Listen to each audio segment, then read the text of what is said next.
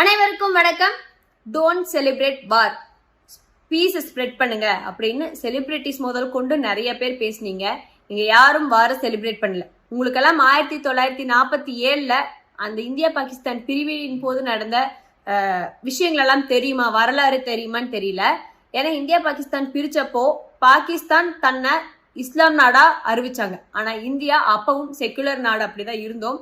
அதையும் தாண்டி இங்கிருந்த முஸ்லீம் மக்களை சிறுபான்மையினராக அறிவிச்சதோட அவங்களுக்கு சிறப்பு சலுகையும் கொடுத்து அவங்களோட பாதுகாப்பையும் அவங்களோட வாழ்க்கை தரத்தையும் மேம்படுத்துறதுக்கான நடவடிக்கைகள் எல்லாம் மனுசாட்சியும் மனிதாபிமானம் இருந்ததுனால இந்திய அரசாங்கம் பண்ணாங்க.